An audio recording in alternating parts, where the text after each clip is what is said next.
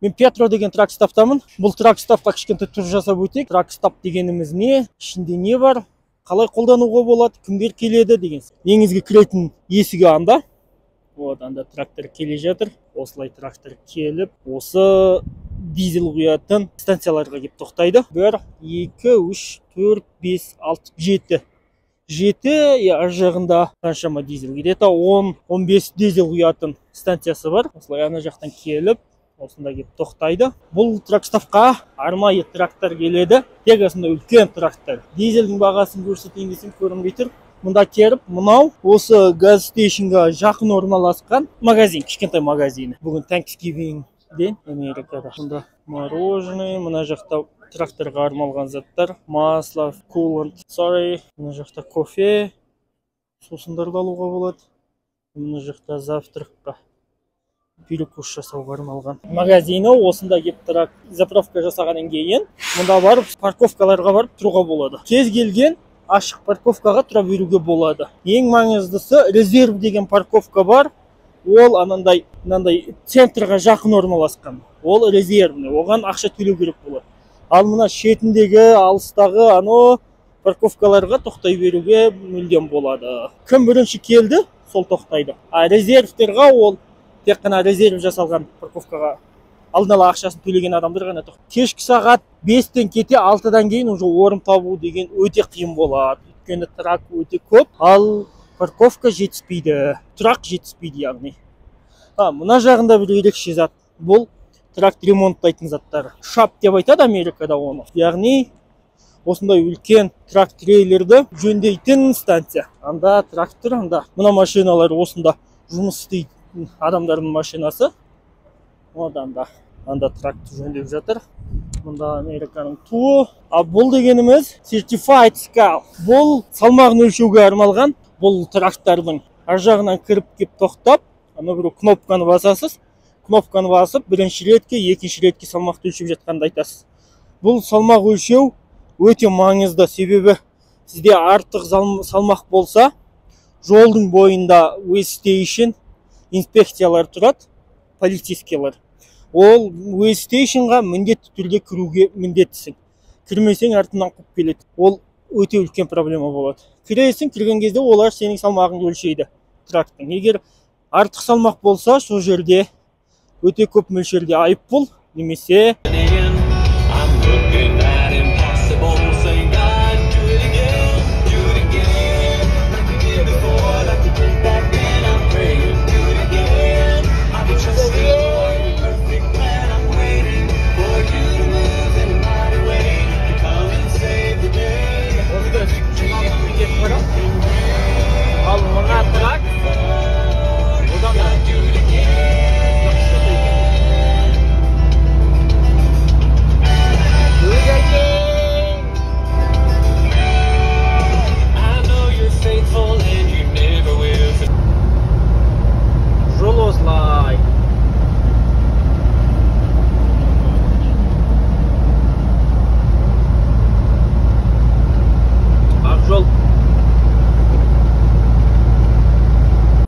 аутосервис дейді.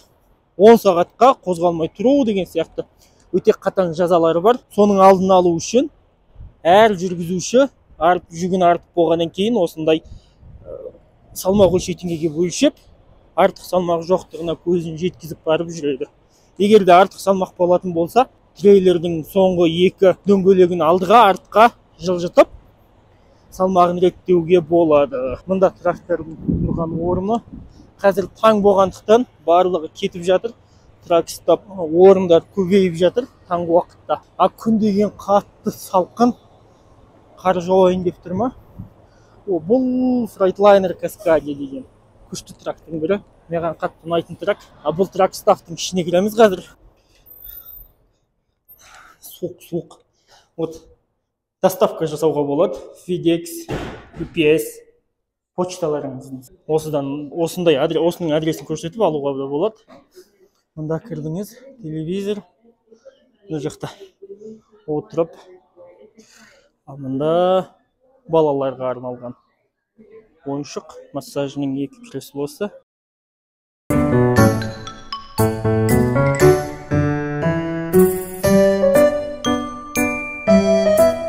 еркек адамдар мен әйел адамдарға арналған әжетхана. Ал мұнда Drivers Lounge, Showers and Lounge. Жүргізушілерге арналған лаунж, ойнауға, осылай уақытын өткізуге. Жүргізушілер уақытын өткізуге арналған лаунж. Мынау кір жууға арналған. Жұмыс түсіріп жатып, маңайдағы үйлерге келіп жүрмін.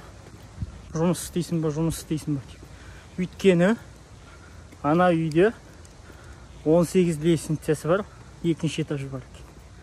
Екінші этажға қаншама заттар кетеді. Сонымен адам точно керек екен. Ешкімді таппай жүрмін.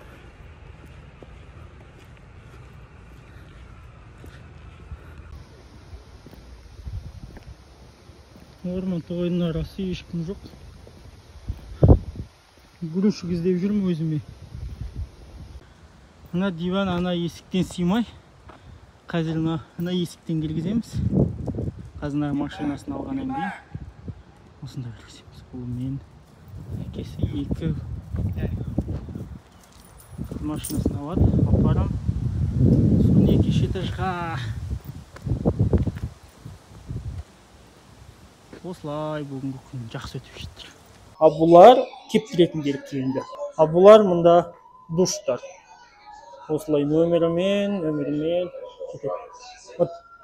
Мұнда ID, мұнда драйвер ID, 141-ші ID бар.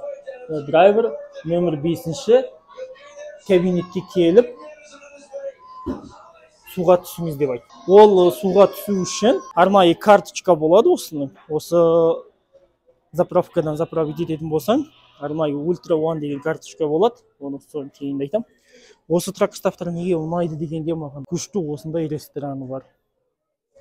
Оның рестораны тамағы дәмді. Менің ұнататын тамағым стейк, балық, осылар. И суптар бар. Жақсы. Басқа тракстафтан қарағанда әжептәуір жақсы осылай. И бағасы да қатты қымбат емес. Стейк қараңыздар. Стейк ең үлкені $30. Ең үлкені. Бұл $30 стейкі жақсы. Кәмі де осы жағы ресторан, ал бұл жағында магазин. Мұнда ойыншықтар, бижутерия, сумка, әйел адамдарға арналған. Ал мұнда аяқ киімдер, киім, тапочка. Техаста Остин деген қаласындамын. Мына үлкен трак сыймай клиентке кіретін үйіне.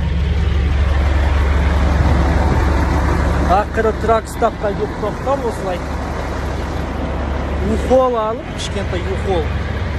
Затын мына трейлердан ухолға салып жатырмыз. Солай екі жұмысты солай істейміз. Біріншісін далаға шығарып қойдық, қазір бірінші жұмыс ухолға салып, кейін екіншісін осы даладағыны кіргізіп, клиентке осы кішкентай ухолдың трагымен апарып береміз. Бұны арендаға алып. Жаныма бір хелпер тауып алдым. Мықты жұмыс істейді екен өзім сияқты.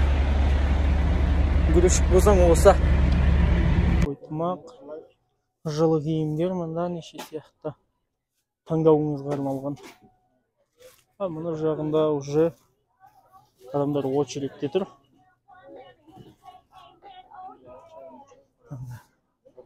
Адамдар осылай көбі отбасымен, балалармен жүреді. Шай су ішетін жақ. Анадыр маған қарап тұрыңыз, неғып бұл видео түсіріп жатыр деп ойлап тұр ғой деймін. Мынау магазин. Мұнда тракқа арналған заттар неше сияқты. Қажет заттардың барлығын осында табуға болады. Және осы душ қабылдау үшін, қосымша тамаққа бенефит алу үшін осындай карточка болады. Ultra One деген.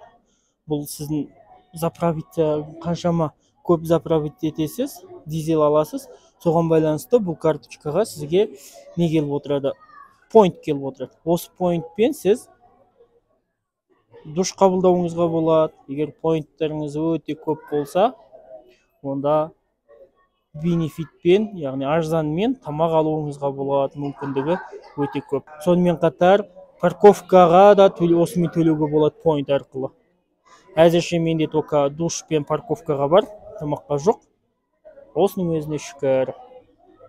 Бұл кішкентай тұр тракстапқа. Тракстап көбінесе тракторға арналған. Себебі бұл үлкен тракторды жолдың бойында тұруға болмайды, жолдың бойында парковка жасауға болмайды. Егер олай болған жағдайда полицейский келіп сізге штраф береді, сонымен қоса сізге кетуіңізді талап етеді. Ал егер де сіз қалдырып кететін болсаңыз, трактерлерді алып, онда $1500-2000 кем дегенде барып төлеп аласыз. Сондықтан арнайы тракстаптарда ғана тұру керек. Сіз күндіз айдап келе жатқан кезде алдын ала жоспарлаңыз. Мысалы, сағат 6-7 кезде қайсы тракстапта қай жерге тоқтайтыныңызды. Соған бағыштап жүру керек. Логбук бітуге 2 сағат қалған кезде алдын ала жоспарлаңыз. Қайсы тракстапқа қай жерге келіп тоқтайтыныңызды, сол жерге жететініңізге көз жеткізіңіз. Және де орын болатынына. Тракстаптың іші осындай. Бұл бір ғана тракстап. Қаншама көптеген тракстаптар бар. Бұдан үлкен, бұдан кішкентай. Бірақ та жалпылама барлық тракстаптардың структурасы осылай.